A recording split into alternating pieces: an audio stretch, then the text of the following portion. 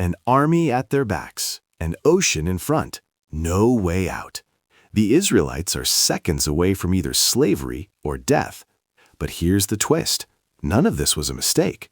It was a trap, and God set it. Let's get into it. This is a story of sheer panic and an impossible rescue.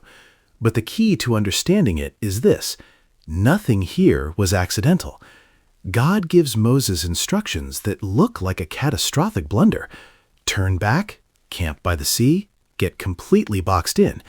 It's designed to look like a mistake, because the whole point is to create a moment so undeniable, so impossible to explain away, that even Egypt has no choice but to recognize who they're dealing with.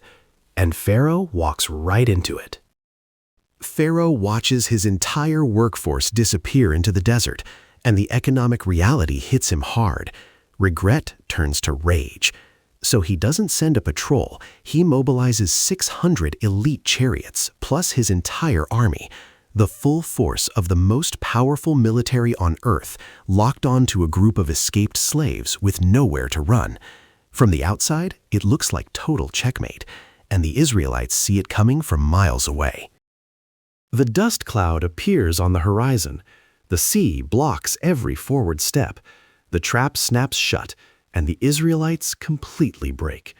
Their terror turns instantly into fury aimed at Moses, and they say something that stops you cold. Going back to slavery sounds better than this. It's a devastating line. Freedom that looks like a death sentence suddenly feels worse than the chains they just escaped. Moses sees it completely differently. While everyone around him is dissolving into panic, Moses delivers one of the most extraordinary statements of faith in the entire story. Stand still. Watch. God will fight for you today, and these Egyptians you see right now, you will never see again. Same army, same sea, same impossible situation. But where the people see a death trap, Moses sees a stage for a miracle. The crisis hasn't changed. Only the perspective has. But faith alone doesn't stop an army, so God builds a wall. Before the sea parts, the pillar of cloud and fire does something remarkable. It moves from the front of the camp to the back. It plants itself directly between Israel and Egypt. On one side, blazing light and safety.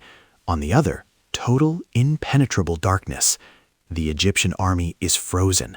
Israel has the entire night to cross.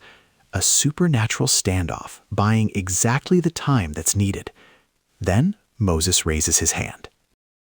A powerful east wind blows through the night, and the sea pulls back. The seabed dries out, and walls of water rise up on both sides, like something that has no business existing in a rational world. Then Israel walks through. Not swims, not wades, walks on dry ground between two walls of standing water. Step by step, the impossible becomes the path forward. But the Egyptians aren't done. Pharaoh's army charges in after them, and that's when everything starts falling apart. Chariot wheels twist and jam, the dry path turns to chaos. And in the middle of that muddy, panicked nightmare, the Egyptian soldiers have a moment of sudden, terrible clarity. We are fighting the God of Israel. We need to get out. But the realization comes too late, far too late. Moses raises his hand one final time. The walls collapse. The sea that was Israel's salvation becomes Egypt's tomb. The entire army gone.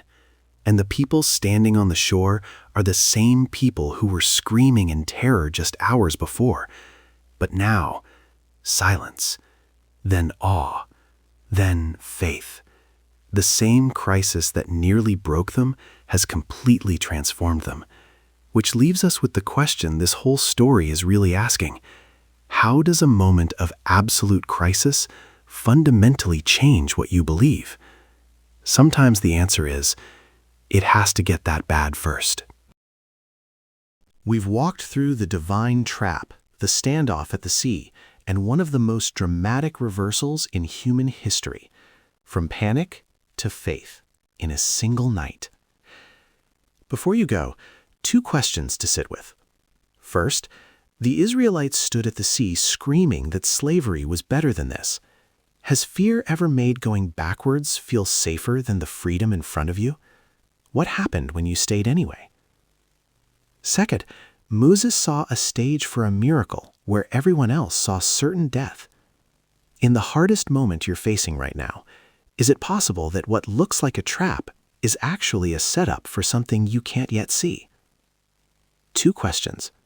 Breathe and let them sink in.